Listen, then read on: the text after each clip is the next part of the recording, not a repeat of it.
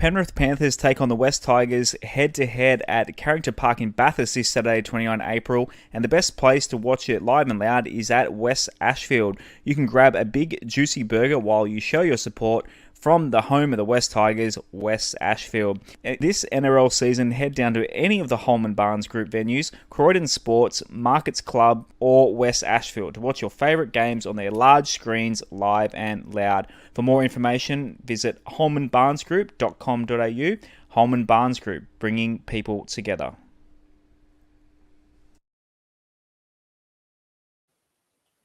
And welcome into another episode of the WestsLife podcast. I'm your host, Josh Barnett. We are sponsored by Holman Barnes Group, which includes West Ashfield Leagues.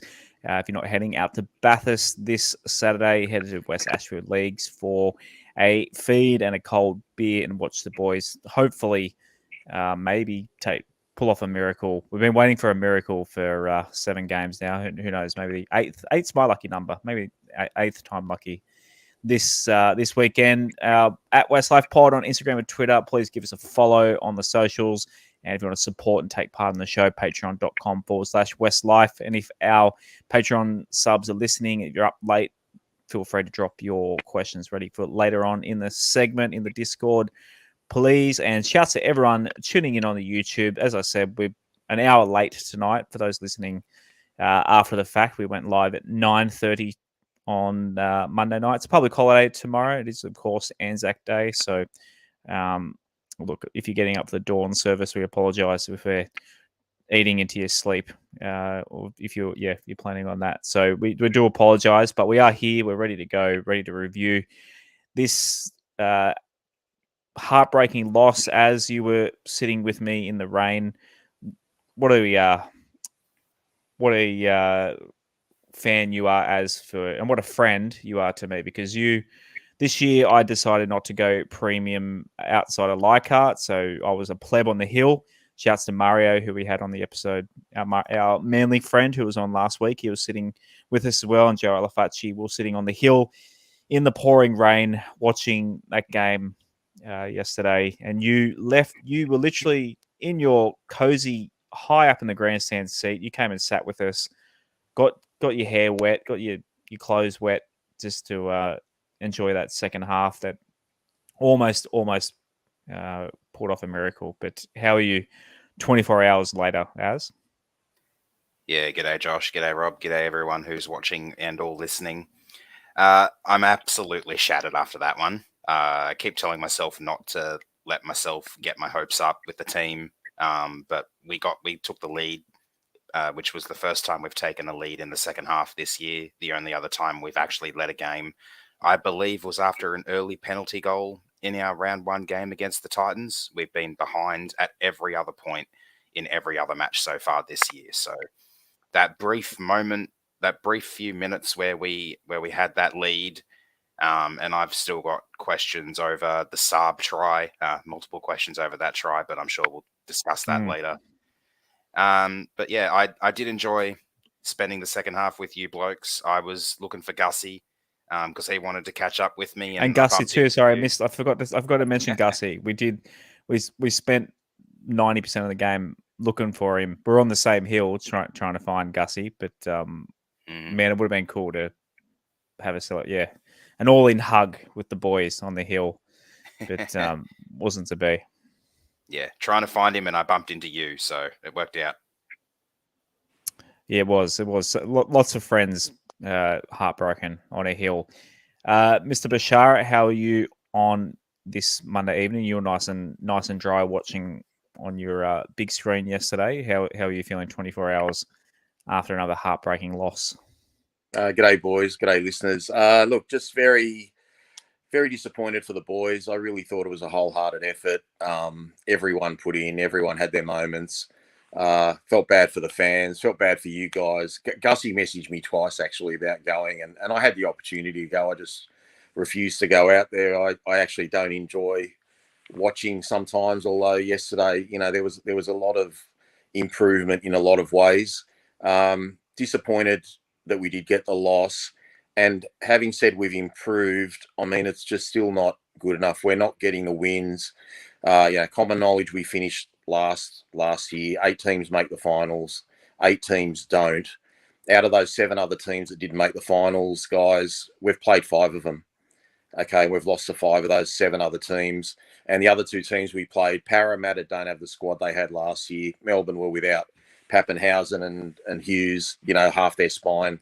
So we had the perfect draw to get off to a good start, as I've said many times. And you just feel like if we didn't win yesterday, when are we going to win? So many players that are much maligned actually had really good games yesterday. Unfortunately, key errors at the wrong time. Disappointed with some things in terms of tactical stuff from the coaching, but I've got to say, even from a coaching point of view, even though I just think they all shouldn't be there as a general rule, the coaching's improved because we saw some runarounds in the red zone. We just saw a little bit. You can see they're trying something different. They're trying to improve. Unfortunately, the tries aren't stemming from the red zone as much. Like we did get two from the red zone yesterday that I remember. But yeah, it's just not good enough, guys. And we're going to come into that bad part of the draw now. So unless we beat St George in a couple of weeks, I just don't know where that win's going to come from. But some Herculean performances yesterday, and Appy Coruscant, like he's just come from a cushy job at Penrith where he has to play 45, 50 minutes a game to busting his ass 80 minutes every week. He's actually inspirational. Like I never thought he'd be this player that he is for us right now, but I just feel like as a club, we're 3 months behind. Like we just haven't got our team right. We're kind of getting it a bit closer now, but we haven't got it right. We're just behind the 8 ball. And ultimately, even though I said the coaching has improved, I feel like the reason we're sitting on 0 wins is the coaching. We'll get into the game itself soon, the game review. A bit of news first. So, man, literally the day after we recorded, like a few things happened. It was pretty annoying that we had to wait basically 5 days to talk about. One being that Tommy Talau is going to the Manly Sea Eagles. So, joining Manly. I think it's a 2-year deal or something. Not that I care if he's leaving. So basically, Tommy Talau won't be here next year. And Rob, do you reckon he'll be here the rest of this year? Based on what happened with Tuolungi last year, I'd probably say yes. I don't know why we're playing him. Good luck to him for securing his future. I mean, obviously he's had, serious injuries, but I mean, our club stood by him and this is the way he's repaid us. So I don't think he's any great loss, to be honest, but I'm really disappointed that he's getting a spot in the 17 ahead of guys that do want to play with our club, even though they might not be worthy of that top 17 spot. We should be giving it to guys that want to be there, and it's not a good look that we're giving someone that wants to ditch us a spot for someone else who would love to be there. I know Simkin only got a couple of minutes yesterday, but like a Simkin, like a Blore, like a Seyfarth, like a Matamua, perhaps a Laurie. I don't know. Does Laurie want to be here? But yeah, we shouldn't be giving our spots to guys that don't want to be there. What are your thoughts on this Talau thing? I mean, as Rob said, he's securing his future. If the club weren't going to offer him a contract, I guess you can't really begrudge him. But it hasn't worked out the way we wanted to with Tommy. Yeah, for sure. Good on him. Like Rob said, good on him for securing his future. It's not with us, obviously. I kind of thought he was going to be one of our players who would, at the very least, be on the fringe of our 17 and like on the fringe of the starting 13, given the fact that he's generally a centre. He's had a few good seasons for us, but recently he's had a few injuries, and that's probably hampered things a little bit. But yeah, if it is a bit of a shame that we're playing him over guys like, I'd say in particular Blore, who was an absolute standout in our cup game. Sure was. Yesterday. So yeah, the fact that he gets a spot in the team over guys like that is a bit disappointing. But I don't know. The coaches are the coaches, and they're quote unquote coaching. So what can you do? Yeah, we'll see if Shancy persists with him moving forward the rest of the year, and maybe I don't know how much money he's on, but you did let him go and promote someone and get the refund on whatever's the pro rata of his salary. So see what happens. Next, if Simon, our good friend from West Ashfield, so obviously you see West Ashfield and was on the board of the West Tigers. He has stepped down. So I mean, management throughout the West Tigers, the board, the CEO, the chair, has been a lot of obviously voices, like obviously the ones you're looking at or listening to right now, some of them, and yeah, it was kind of surprising that the first person to put their hand up and step down was Simon, and he's been replaced by John Dorahy. Did I pronounce that right? Correct. John Dorahy. So he's one of the Magpie reps now. So he's on the board of directors for West Tigers. Rob, we obviously talk through the show and stuff. We talk to Simon fairly regularly, but we're both pretty shocked to hear this. Oh, definitely shocked that he left. Kind of knew that.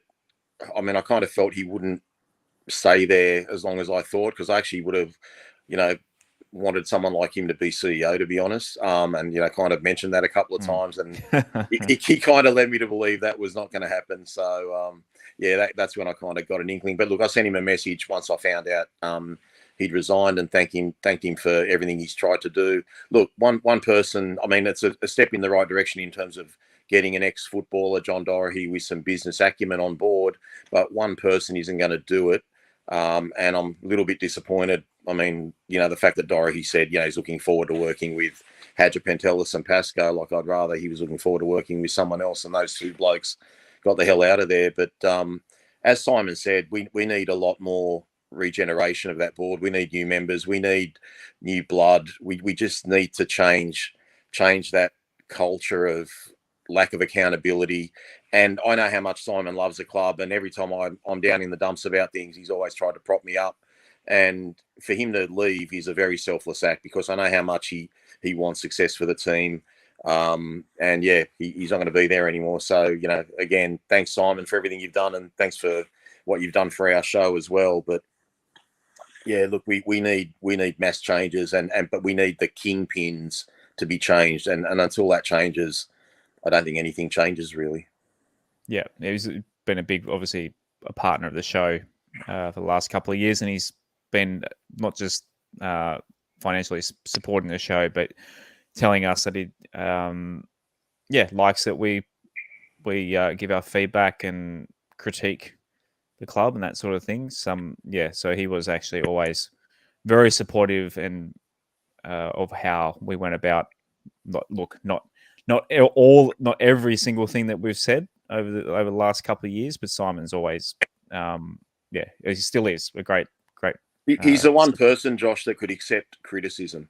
Because when we welcomed it, he actually welcomed it. When we criticised the board, I mean, obviously he's part of the board, so he'd accept that criticism, and he never took it maliciously.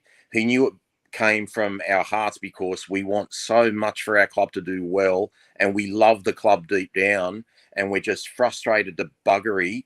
And everyone talks about 8 years of Pascoe, 8 years of Pascoe. I mean, I don't even look at it like it's just 8 years. I mean, go back to pre-Pascoe. We haven't made the finals since 2011.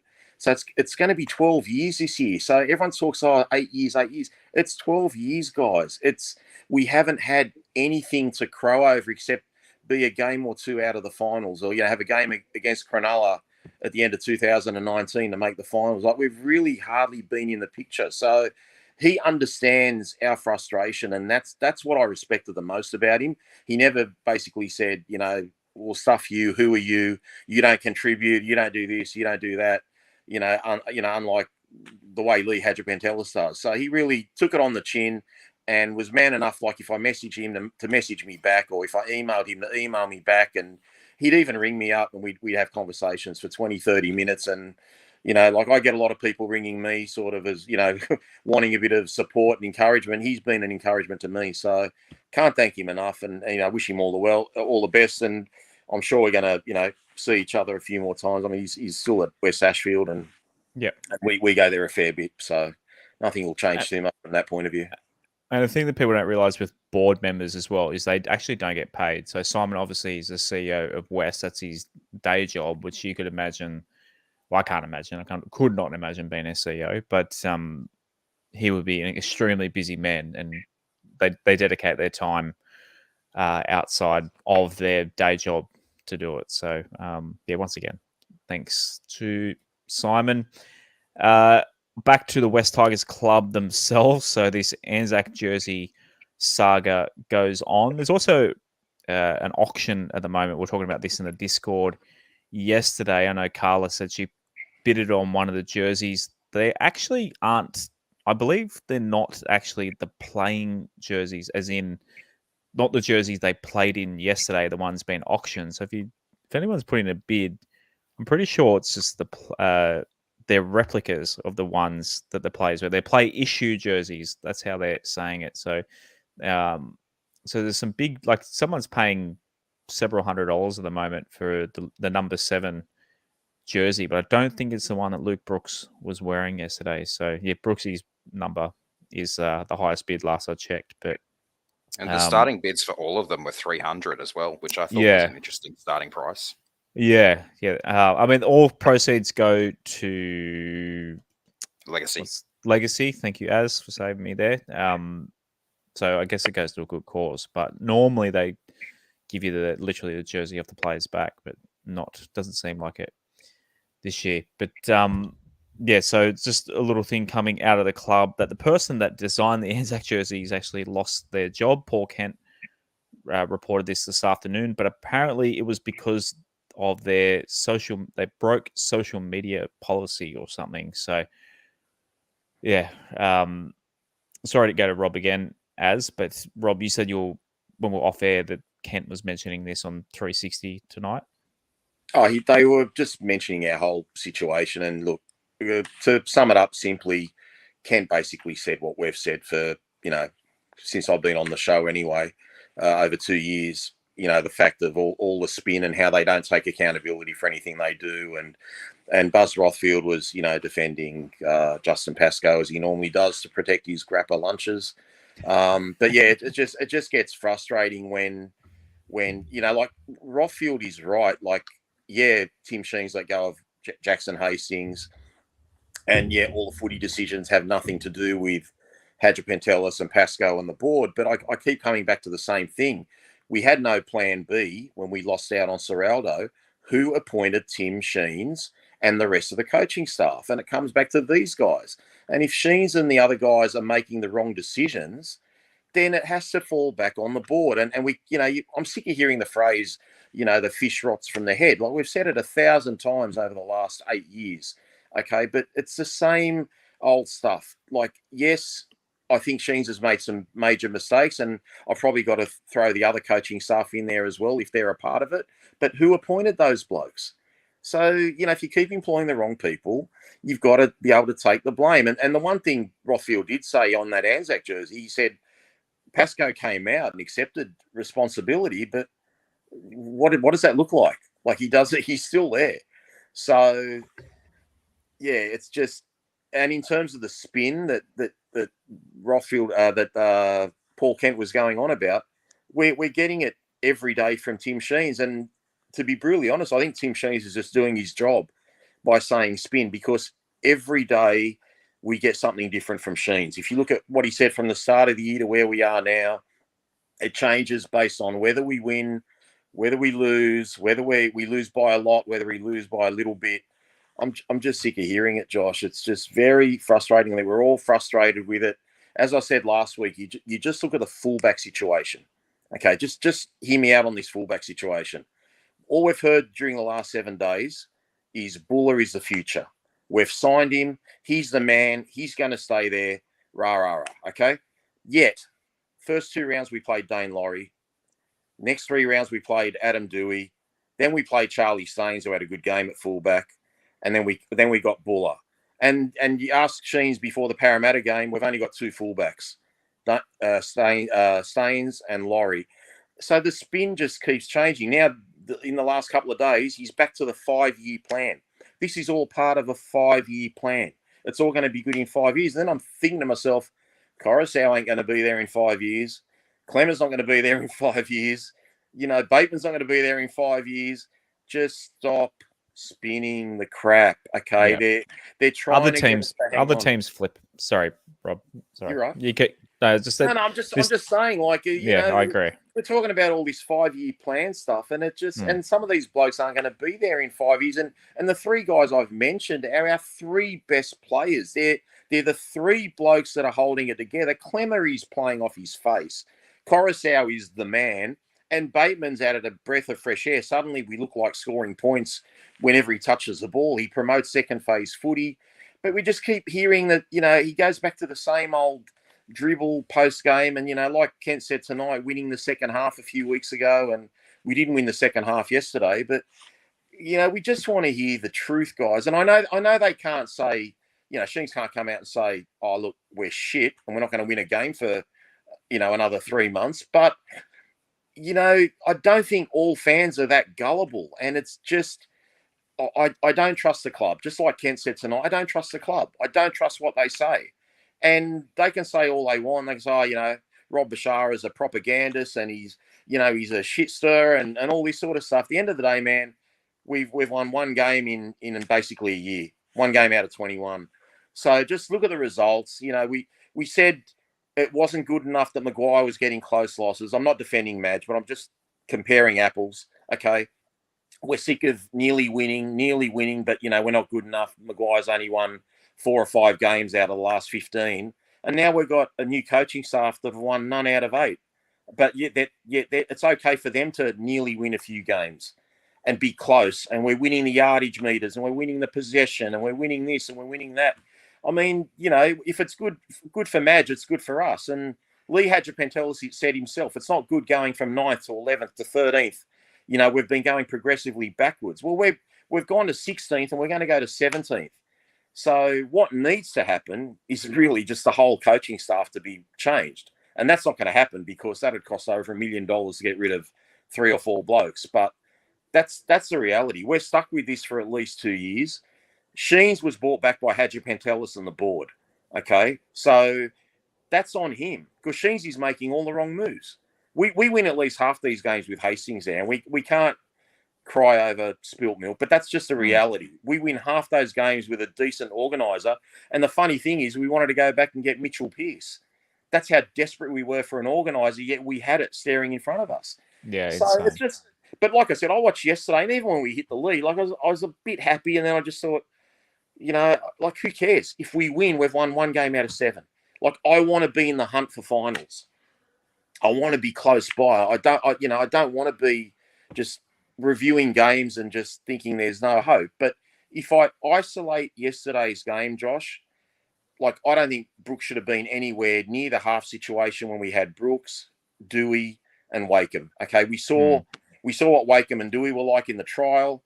We wanted Hastings and Dewey last year. We never got to see that. We wanted Dewey and Wakeham this year. We're never going to get to see that. Now that Dewey's out of the picture, we don't have anyone to replace Brooks. And I know people are going to throw Laurie at me. If I just isolate yesterday, that Brooks clanger with 6 minutes left cost us a game, just dropping the ball. And the reality is with Luke Brooks, I think he had a pretty good game, except defensively. Defensively, he was poor. But in attack, he looked really sharp. He ran straighter. He threw a couple of good balls. Even in Appy Coruscant's try from the scrum, I mean, he looped out of that scrum really fast where the Manly defence anticipated Brooksy getting the ball and Appy went himself. Brooksy did a lot of good things, but when the game's on the line, he screws it up. Okay, and I felt bad for him because he busted his ass, and you could see how much it hurt losing, and you could see how much it hurt all the boys losing. But based on yesterday, I'd say play Brooks as a 6. Let Wakeham take the reins, man. I don't know what it's going to take to say to Wakeham, just give Wakeham a freaking chance. Let him run the show. When he's got the ball, there's just something about him. He looks like he's got options. Just give him a chance to be the general and just let Brooksy float. But until, I don't know, like how are we going to go against Penrith? And then we're going to be facing all the other teams that are big guns, the Souths and the Roosters and all these guys. Like we've lost 5 teams that didn't make the finals. The only two that we've got left are St George and New Zealand that missed the finals. It's very, very frustrating. I do see improvement in how they're playing, but we can't win. So what does it matter, Josh? Like, and then our best three players aren't going to be there in 3 or 4 years anyway. So yeah, why talk this 5-year spin shit? It's a load of shit. If you look at our roster now and the amount of cap space that we apparently have, like we should be a top 8 team like next year. There's no excuse. They have the money to go out and add. We could be this year, Josh. What's wrong with our forward pack, man? Yeah, we have a great. Look at who we got playing in Reggie's. Like, we've got a bloody good forward pack. Like, Maguire would have killed for this forward pack. Any coach would kill for this forward pack.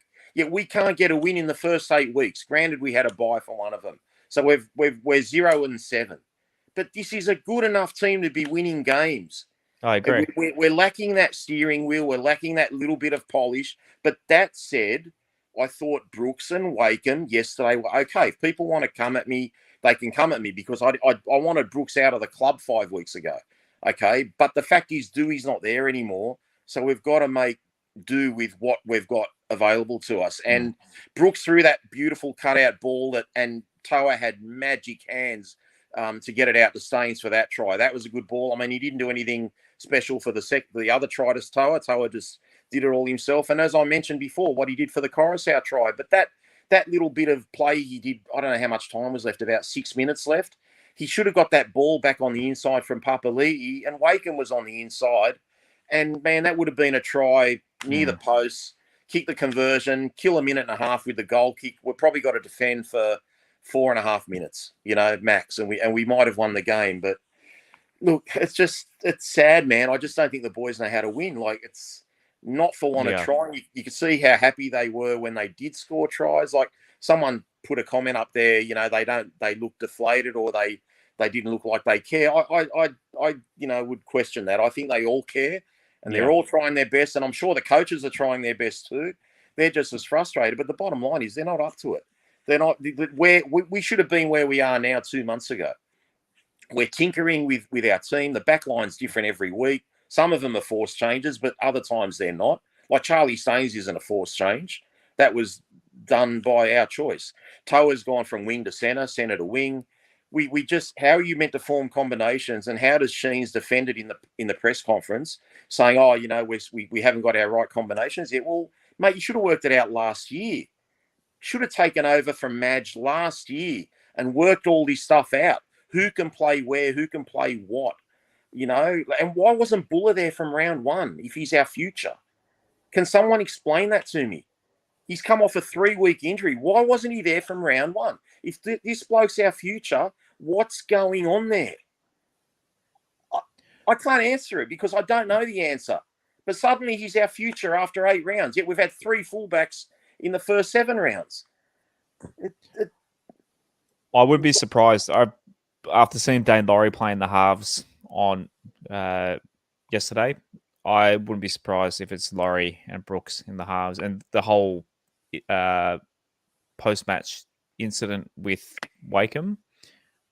I wouldn't be surprised if 4 o'clock tomorrow, Dane Laurie is named in the halves. But that's a pure guess. Like I said, you know my views on Brooks, but what did Brooks and what did Wakeham do wrong yesterday? Other than Brooks dropping the ball with 6 minutes left, what they forced rubber kicks.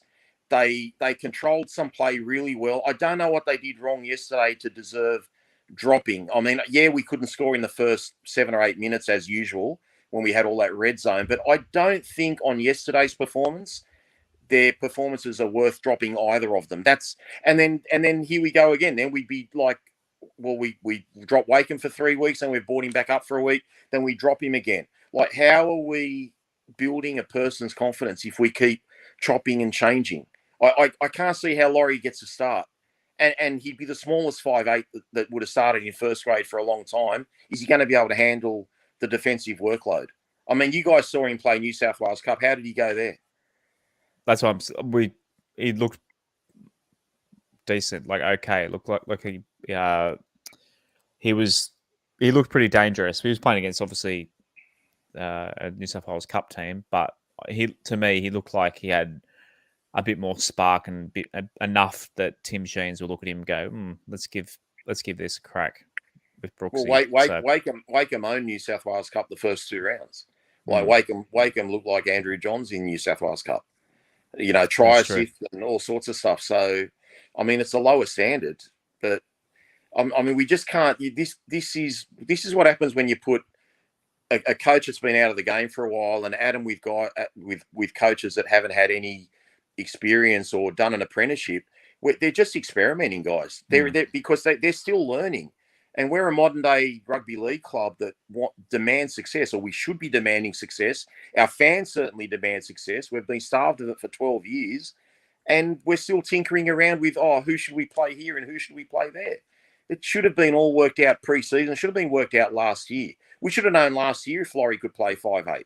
We should have known last year that Tupu was ready for first grade on the wing. We should have known last year that Bula's going to start this year.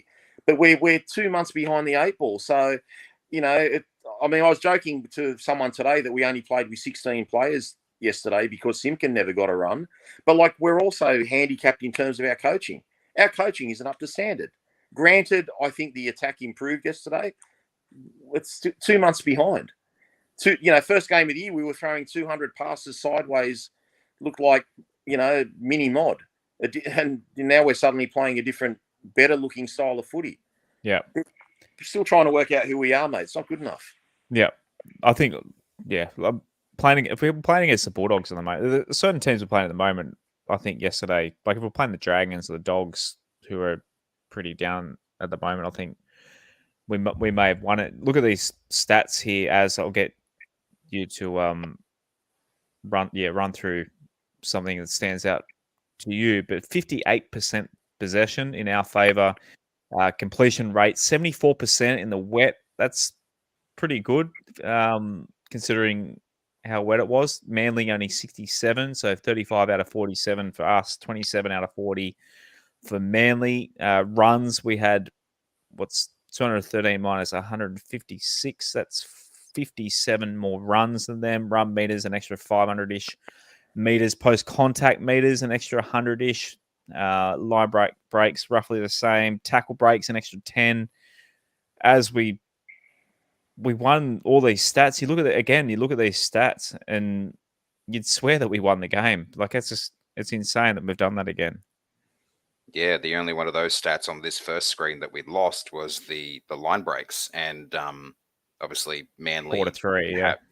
Manly have a little bit of extra class there in the attack, especially in the spine with Turbo and DCE, and there were times where they kind of put us to shame, especially with the first try they scored. But yeah, it's not the first time I've said this, and it's probably not going to be the last time I'll say this season, but we won everywhere except on the scoreboard. I think the most impressive part to me as well was the meters we made. Like Rob said, we've got a great forward pack that Madge would have killed for, and they are lifting. They are monstering upfield for us, and then we've got some players in the outside backs who can have some classy touches and some good runs down the sideline. But yeah, to be about 500 more meters than Manly, given the possession, given the conditions, I think that was probably quite impressive. In the loss, obviously. Yeah, forced dropouts 3-0. That for West Tigers is crazy. Unheard of.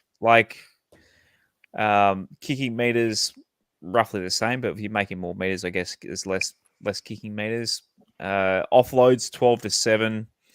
Just Rob, what are your thoughts? Just you just in your rant there said that we basically played, they dug in, they did enough to win. It's just those tries early on. I reckon if we scored the first try yesterday, if we had scored that first, I sent a tweet out on the WestsLife Twitter that every single week we dominate possession to start. We look like we get in the red zone and then a try goes the other way. And if we can just flip that script, I feel like we win a game.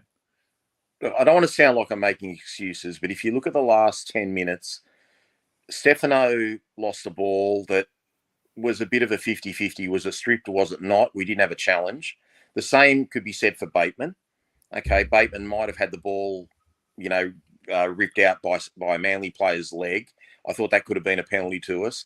And Bula had a fantastic debut, but guys, he made 2 clangers. Now take those away, we win the game.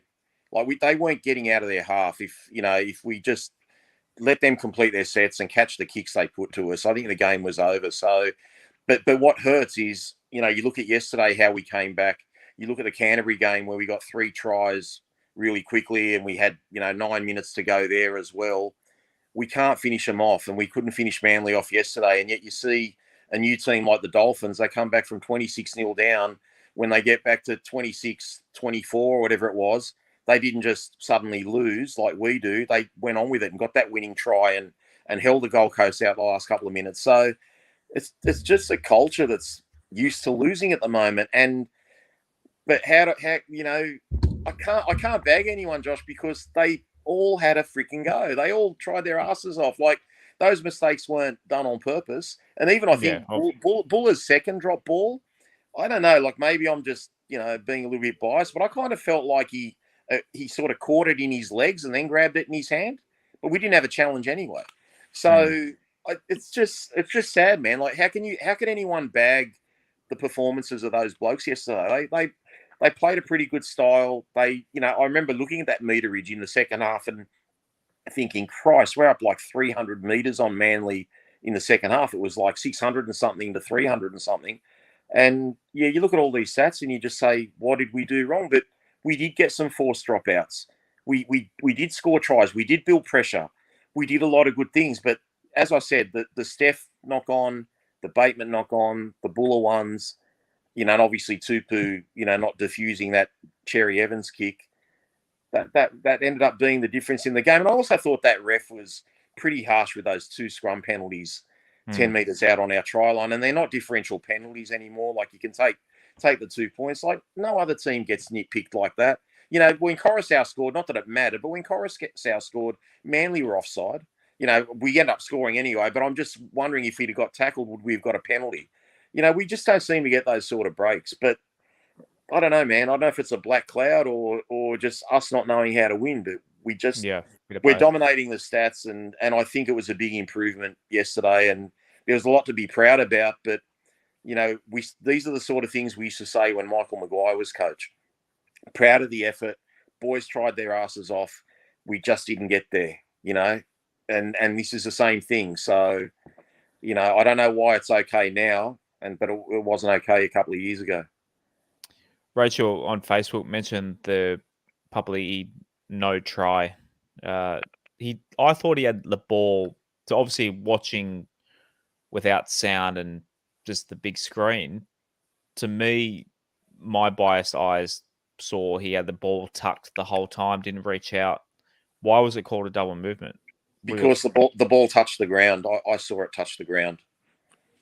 Oh, so before he grounded before he he lifted it up, and I don't think it was momentum. That said, it was shown in slow motion on TV. But yeah. I would have jumped all over it. But at the same time, you'd also think Papali'i is experienced enough not to do a double movement if he risking that. But I actually thought the ball hit the ground and then he lifted his arm up. But anyway, okay. Yeah, you miss a lot when you're at the ground. Shouts to our friend Shane Walker. If you missed it last week, was it last week? Last week.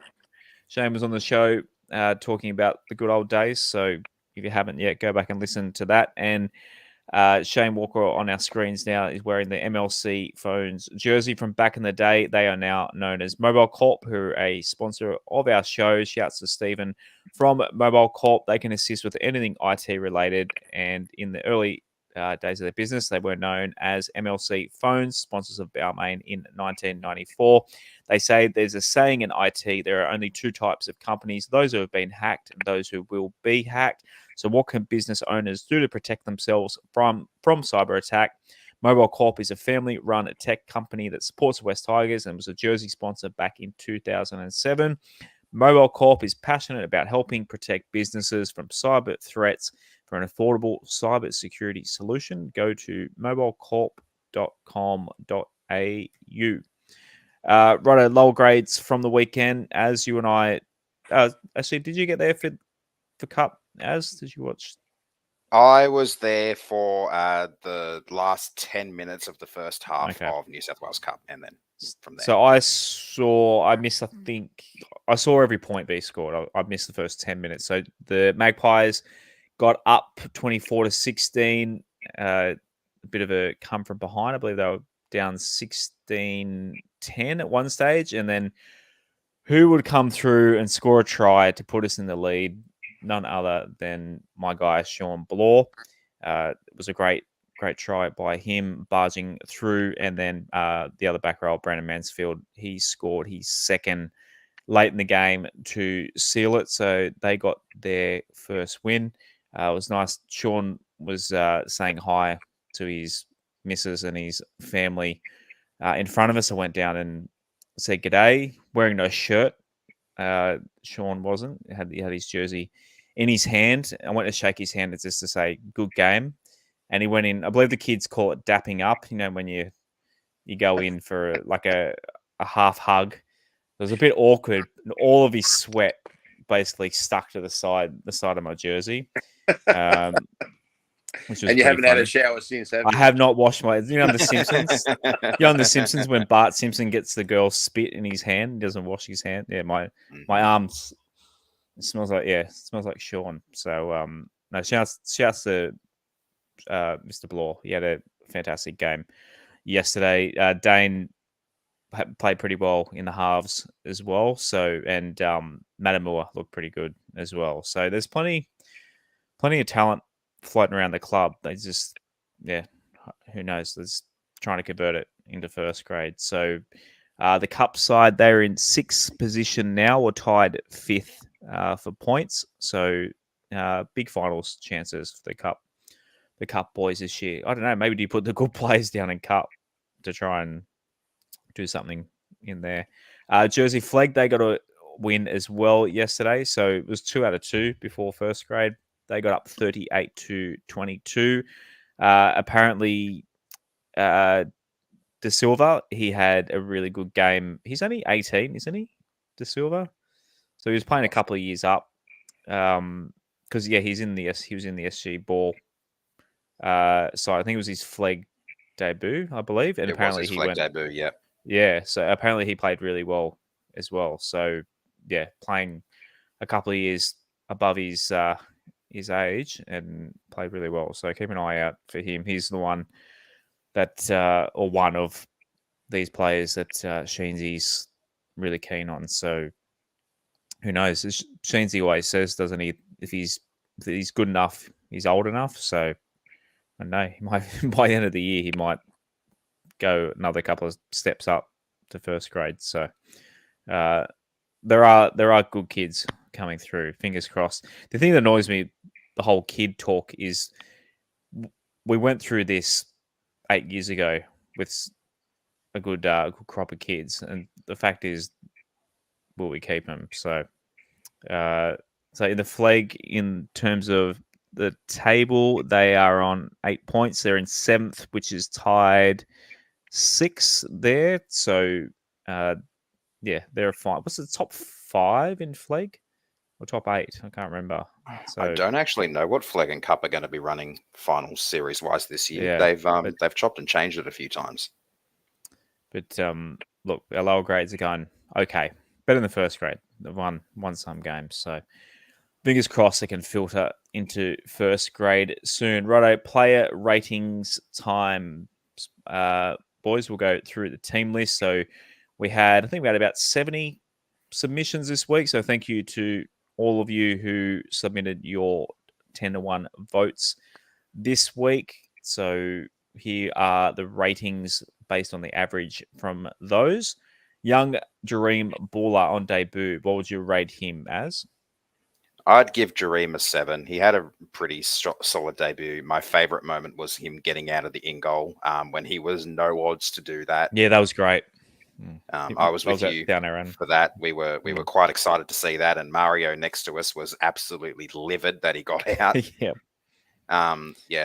It was a pretty solid debut. Like Rob said, he had a few clangers, but he's a young kid. It was his first game in the big grade, in the big time in that position. So hopefully many good things to come for him later on. Let us know in the comments to play along with us. What do you reckon, Rob? Oh, for a debut, it was sensational. Yeah, I'd agree with Aaron. I'd give him a 7. Pity about those couple of drop balls because, they were at key moments of the game as we were really dominating Manly and they couldn't get into our side of the field. And those drop balls just gave him that invitation. But, yeah, fantastic debut. And as Aaron said, that run from the in goal was pretty special. And I'm sure he's going to remember that moment for the rest of his career being in his debut game.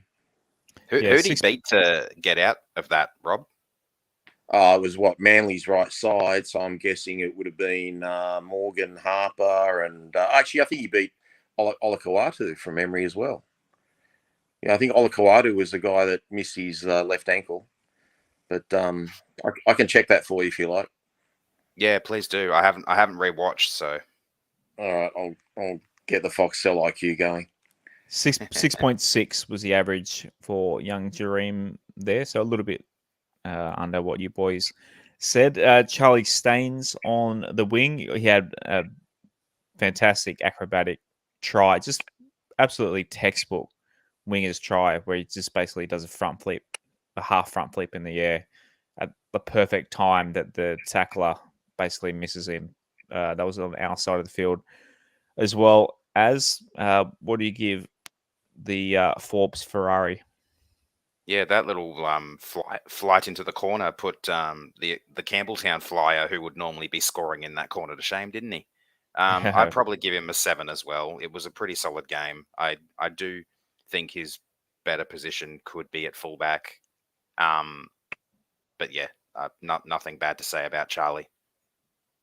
Rob? Yeah, I don't think he got as involved as he normally does. But he did nothing wrong, as Aaron said. But yeah, just would have liked him to have been a bit more involved in the game. And it's not his fault he didn't get as many chances. But I gave him a 6. 6.3 for Charlie. Stafford Toa. I thought Stafford Toa looked pretty good in the centres. Obviously scored a great try and set up Charlie's as well. What are your thoughts? Rob, we'll go to you first. Yeah, I gave him a 7. The quick hands for Staines' try. Obviously, the try where he beat the new kid, Fayonu, was very good. And, I just thought it was probably one of his better games. So it'd be interesting to see whether he holds down that spot or not, because I got a feeling Talau was played just to get a bit of game time and to get a centre position back. So it's going to be interesting to see what Sheens and Benji do for next week. Tola for you, Az? If I could give half marks, I'd be giving him a 7.5. The efforts around those 2 tries were absolutely spectacular, especially his solo one. That's probably what I'm leaning towards there. But if I can't give half marks, I'll give a 7. Yeah, 6.5 seems a little bit unders. I think people have been a bit harsh on Stafford there. Kepa, Rob. Yeah, look, I've said this many times, guys. When he does have a good game, I acknowledge it, even though he's not one of my favourite players. I gave him a 5. Look, our left edge defence again in the first half was awful, and Manly sliced through his side. He's like a deer in headlights in defence, and he's the one person. I know we've extended him, guys, but he's the one person that shouldn't be playing centres anymore. So if he's not going to be a backup second rower, I just wouldn't even have him in first grade. I was really disappointed with his game. Az?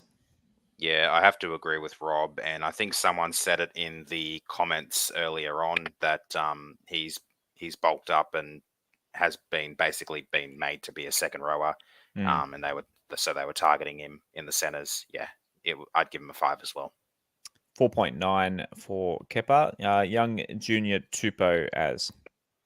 I can't recall seeing too much of Junior, so I'm probably going to give him a 6. I haven't really had a look at his stats. I do recall a few involvements from him, but I can't recall too many. Probably a bad thing. I haven't done a rewatch, but I don't like rewatching games when we lose, so that kind of complicates things there a little bit. You won't be rewatching any games this year, buddy. Yeah, I gave him a 5, Josh. I gave him a 5. He didn't really get involved too much. And especially after that Parramatta performance, we're looking for really big things from him. Obviously, the game-winning try, not catching that bomb doesn't help as well. But it wasn't for lack of effort. He just didn't have one of his better games. 5.4 for Junior. Brandon Wakeham, Rob. Yeah, it's a hard one. I mean, I kind of like what he did, but maybe I'm a little bit Wakeham biased because I have been anti-Brooks. I'm going to give him a 7. I just think he does. There's just something. He's got a bit of spunk about him. I don't know what it is. I just feel like something's going to happen when he gets the ball. So I'd love him to have the keys. I just wish this coaching staff would say, mate, you're the number 7. It's your show. Run the team. You can do it. We have faith in you, but they don't. So, I don't know what's going to happen in the future, but I thought he had a pretty good game. As? Yeah, I'd give Brandon a 6. Some really good involvements in a lot of our plays and a lot of our meterage, but a few clangers from him as well. So, yeah, 6. 5.1 was the average there. Righto, the little old scapegoat in the number 7, Luke Brooks. As you go first. Yeah, I'm going to give Brooksy a 6 as well. Like Rob said earlier, it was one of Brooksy's better games. Obviously, we don't have many options in the 7 jersey now, especially with AD out. So, other than basically swapping Wakeham and Brooks's numbers over, he had some really solid involvements in those tries. Defense was a little bit sketchy at times. So, yeah, 6. Rob? Yeah, look, my feelings on him are very well known, but based on yesterday, except for a few defensive things, I thought attacking-wise, it was his best game he's had for us this year. I gave him a 7. I thought he was really good, except for that blown try with 6 minutes left. God, if he'd have caught that, he just might have redeemed himself with a lot of fans and given us a bit of hope, because he gave it to Papali. He knew the ball was going to come back to him, and it was a very catchable ball, and it just killed everything. So the fans have given Luke Brooks the V6 engine of a VN Commodore. They've given him a 3.8 on that. Yeah, so that's 10 years of Brooks. That's not judging yesterday's game. Yeah, you cannot say, like I said, I don't want him in first grade. Basically, I've said that from the start of the year. But you've just got to judge what he did yesterday for 80 minutes, and with the exception of that drop ball, he had a really good game. Like, he threw that cutout ball that led to Staines' try. He threw the ball to Toa. He made the decoy for Coruscant. I don't know. He had a lot of spark about him. He looked dangerous when he ran the ball. I'd love him to find another club for his sake, but he's with us, and he had a pretty good game. If that drop ball happens in the 10th minute and not the 76, maybe people think a little bit different. Stefano, Rob. Look, really improved game. I know he had that drop ball again, just like Brooksy. A lot of our better players had clangers. I gave him a 7. I know Turbo's injured, but gee, that chase he did on Tom Trebojevic before he offloaded to Cherry Evans, you really knew Turbo was injured. But it would have been so good. He's running hard. He's playing well. I think he played well against Para too. So, having back-to-back good games, I think is a really good sign. Look, one thing I will say, like, I'm bagging the shit out of the coach, which, that's just me. They're playing for the coaches. They're not. It's not like they're not running out on the field and they're not motivated. How these guys get themselves up every week when they've lost every week is credit to everyone there, because, personally, like, I'm deflated. Like, I can't even watch them. I don't know how they run out and play, but yeah, Stefano had a really great game. As? Yeah, I'm giving Stefano a 7 as well, pretty much for the same reasons. I was also going to mention the chase down to Tom. Like Rob said, even though Tom's injured, that's still a pretty impressive feat, I reckon. 6.7. Captain Courageous, Appy Coruscant, as?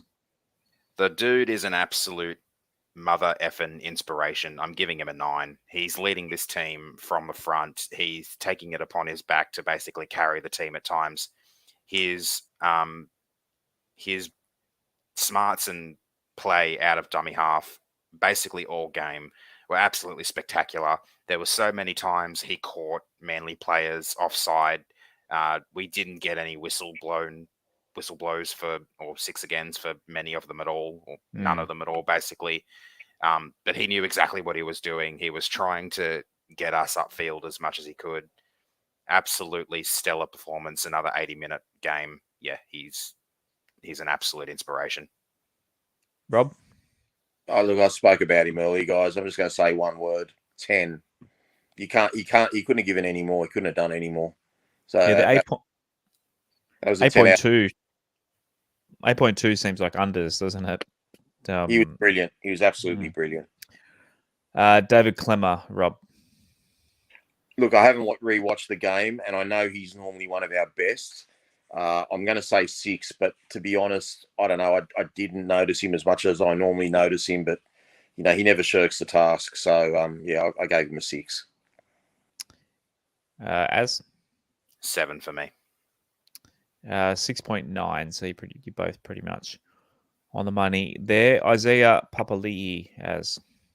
It was one of his better games for the club as well. I'm giving him a 7. It broke my heart hearing that after the game, as he was walking off the field up the tunnel, he was pretty inconsolable.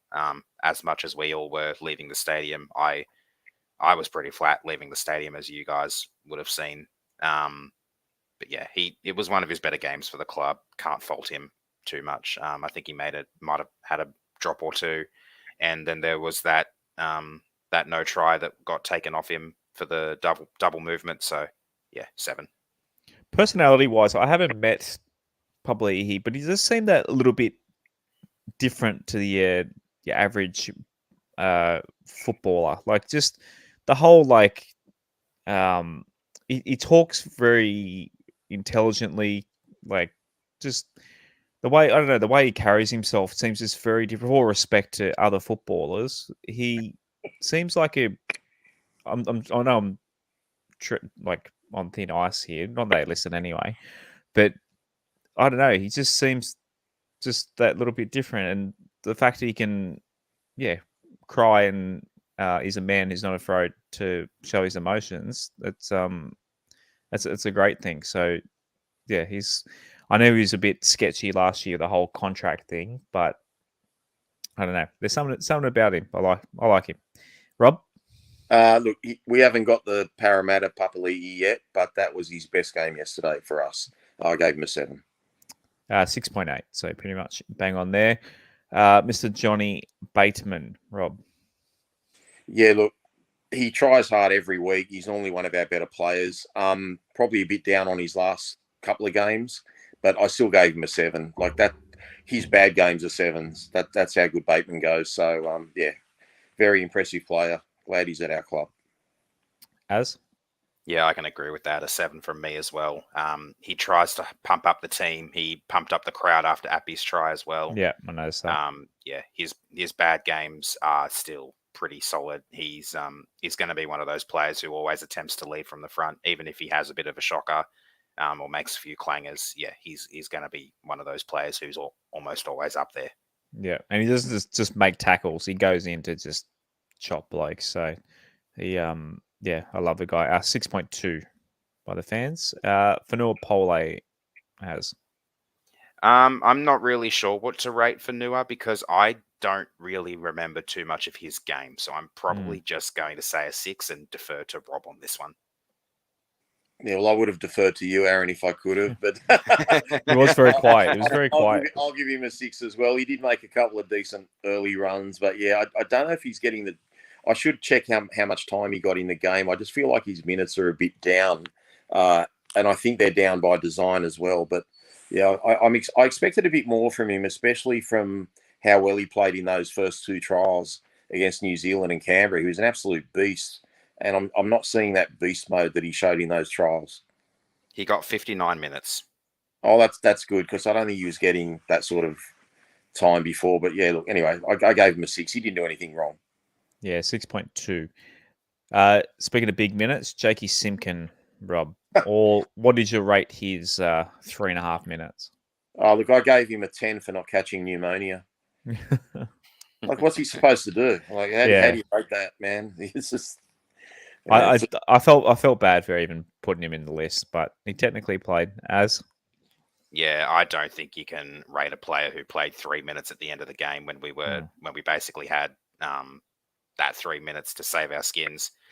I'm going to, based on the 3 minutes he did play, though, I'm going to give him a 10 because he made a tackle a minute. So I think that's good enough for me. A tackle a minute. He actually, I remember him taking a hit up as well, and I thought, you poor thing. He literally took a hit up with a couple of minutes left.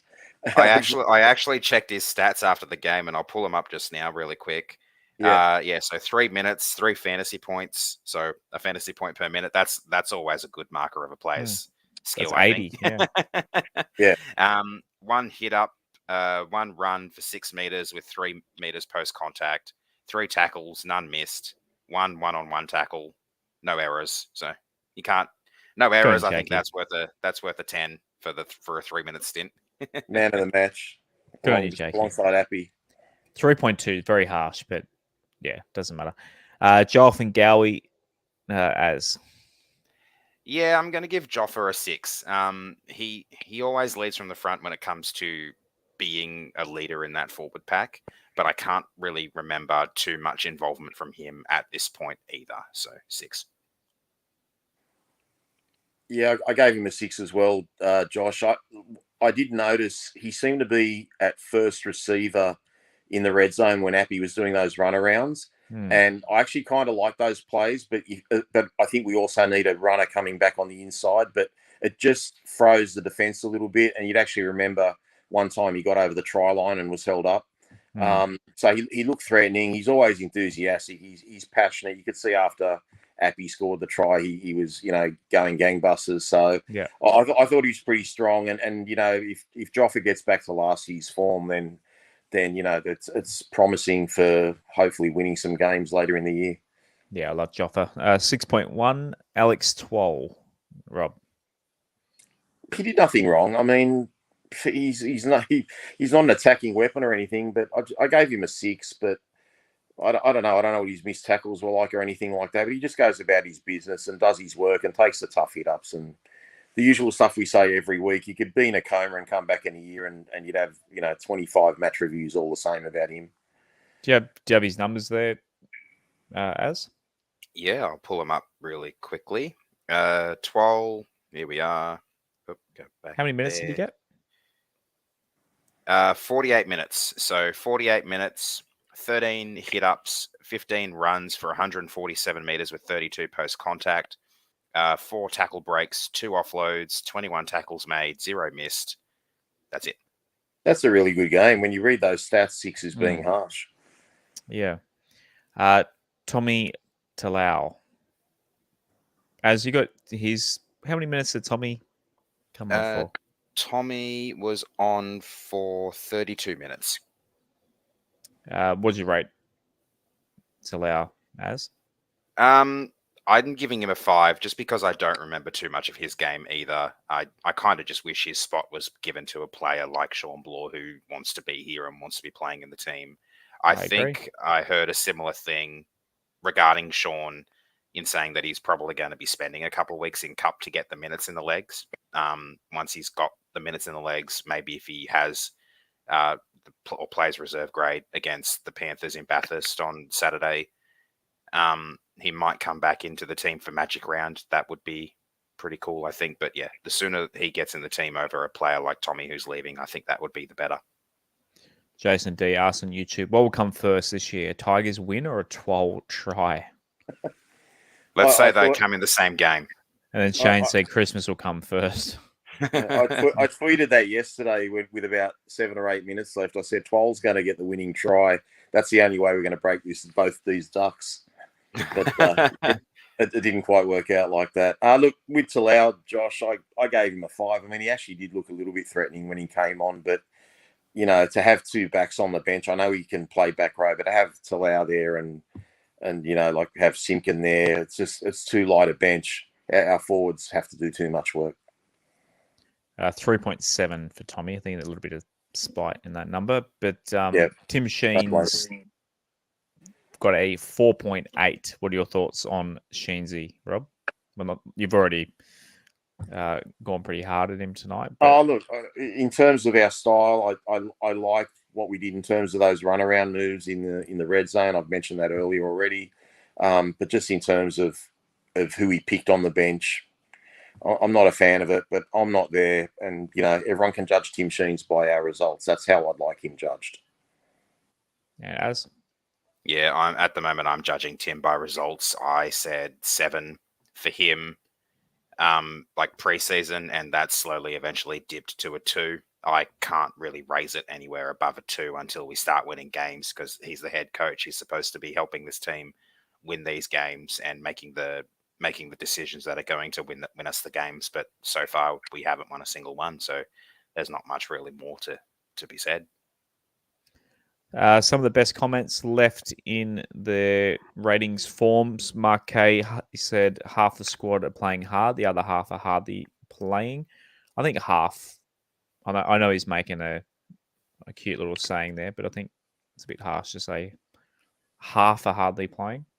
I think all 16 players are having a go, guys. And I say that with tongue in cheek because we're playing a man short. I mean, when you've got a player playing 3 minutes in 80 minutes, we're pushing shit uphill. So I just don't think it's acceptable carrying a bloke on the bench, like he used to before he got sacked, having a back on the bench for 2 or 3 minutes. We've got to use 17 players. It's hard enough in the NRL as it is. So we need 17 players and all getting minutes and getting a proper rotation. GD Tiger said, it's a shame we've officially became the team that other clubs and fans feel sorry for. Comments from Gerbo and Gould prove it. It's becoming harder and harder to watch. So slow, no one in motion. Literally, the players are stopping them passing it on to someone who isn't in a better position. But hey, at least they're trying hard. Please. Yeah, look, in terms of fans feeling sorry for him, I'd hardly ever get messages. I used to always get messages from opposition fans and that sort of thing, kind of rubbing in a loss. I haven't got any this year, and we've definitely played against teams that I know people that go for them. I think people just playing the West Tigers at the moment, and it's a relief that they're not the first person. I know Mario said it yesterday. He was just relieved that they weren't the first team to lose to us. So, well, Jake Trebojevic was feeling sorry for us in the post-game interview.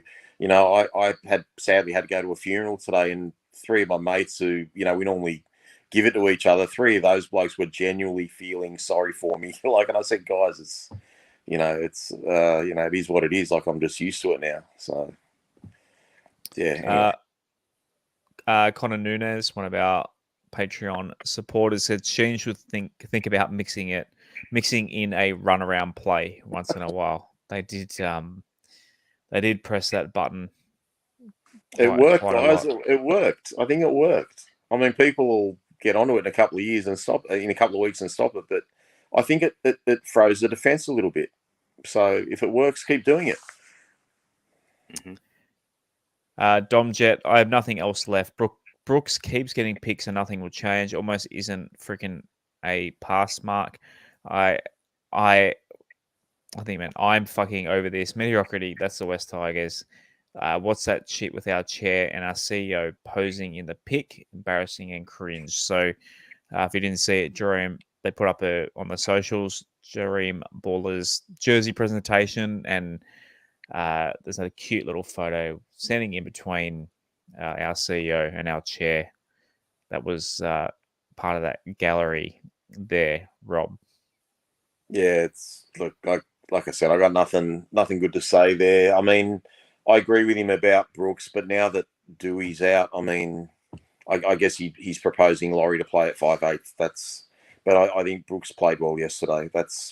And I don't want the bloke at the club, but I'm just being honest. I don't want his contract extended. I'd love Brooksy to go somewhere else and continue his career elsewhere. But if I'm being genuinely honest, except for that drop ball, he had a bloody good game yesterday. Byron Cow, Shenzel will continue to get a 0 for coaching until he pulls his head out of his ass and drops Brooks. He will then continue to get that 0 even after that for continuing to select poor benches that aren't having enough impact on our games. Picking Simpkins, but only giving him 3 minutes at the end. The window for impact has already headed back along the M5. What a joke. Yep. And to finish, Patreon questions. We've got a question from Ben in there. Patreon.com/WestsLife. If you want to take part.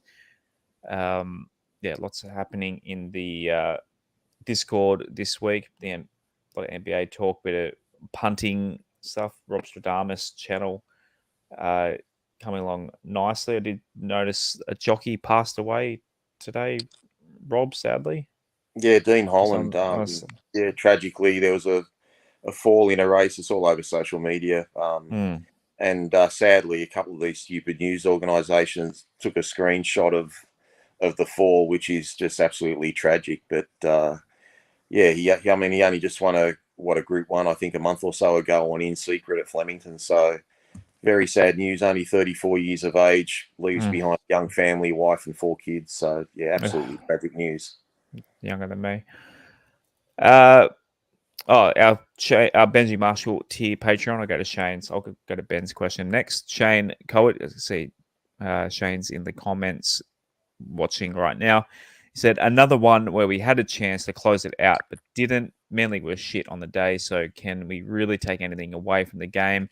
Listening to Sheens in the presser each week makes me sick. He's smiling while stating, we're not too far away from a win. Bula went okay. Our forwards did well, and Brooks was Brooks. I like Wakeham, but he's not ready. I dumped Brooks today forever, but he's going nowhere. Is it worth bringing Appy into the halves and bringing Simpkin back in at hooker, or should we keep it as it is? I'm in two minds. On a positive note, we've got Penrith this week. The whole Appy in the halves thing, we've got the best hooker in the game. Don't take him out of hooker. That's my opinion. No, I agree with that. I agree with that too. And, something else we should mention about Tim Sheens. Pre-season, remember he was getting everyone to play 2 or 3 different positions, so they knew what the other position was. Well, why not give Simpkin a go? I mean, I wouldn't do it, but I'm just saying if he played some trial and error in their practices at half, what was the point of playing him as a halfback pre-season if you're not giving him a go in real game time? But look, I'd stick with Wakeham at number 7, and I mean if you don't want Brooks there, I can accept that, but Wakeham's got to be number 7. I've said it now since the end of round 2. And I actually said pre-season that I'd be starting him instead of Brooks as well. But I knew they had to give Brooks a go.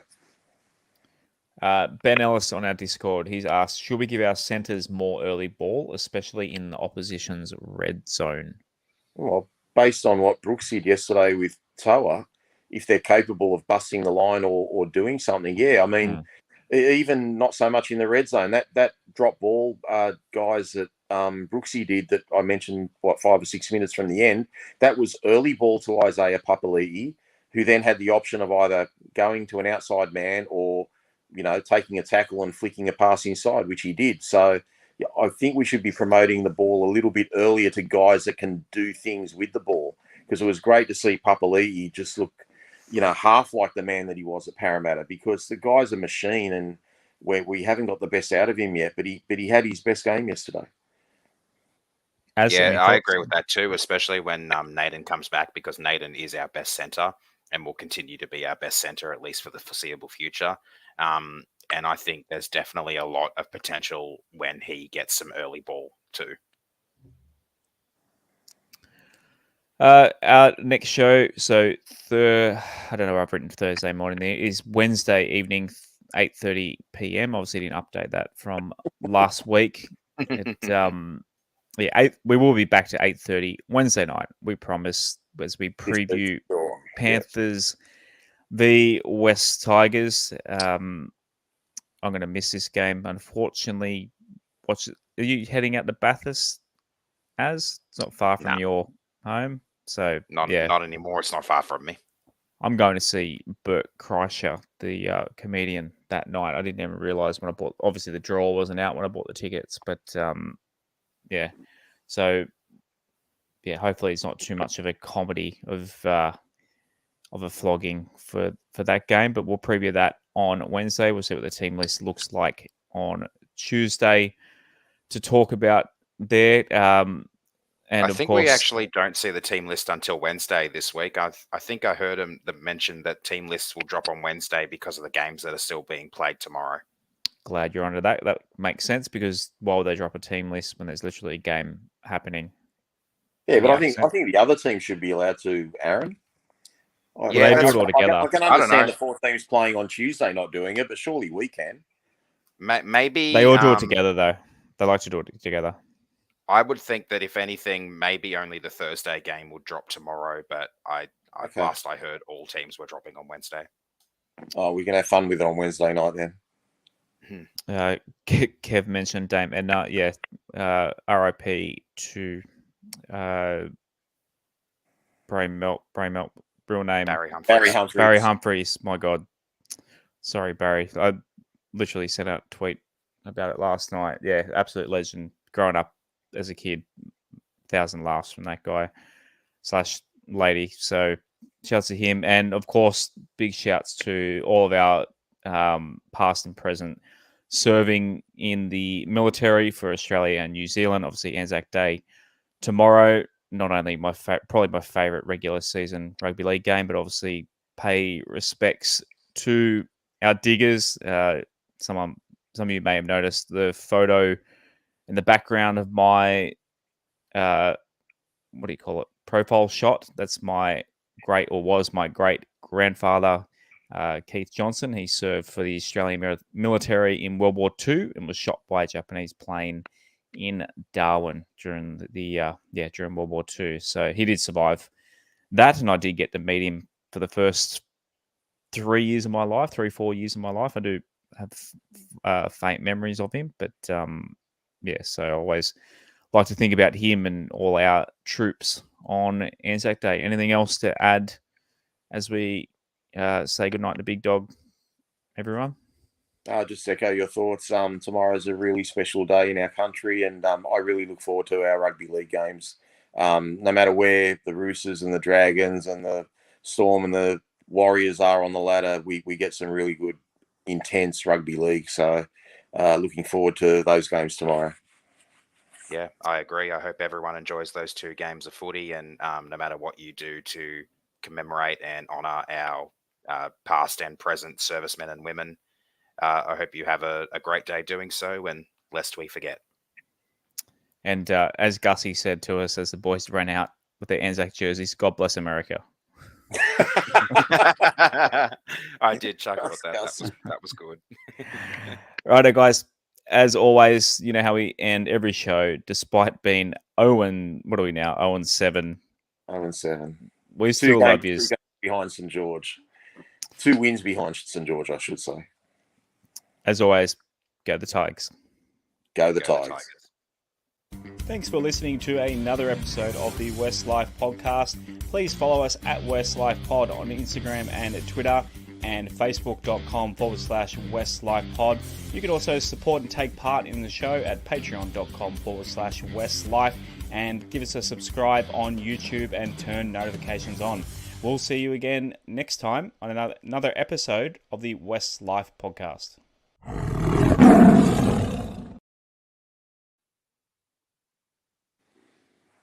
I think we went well, boys.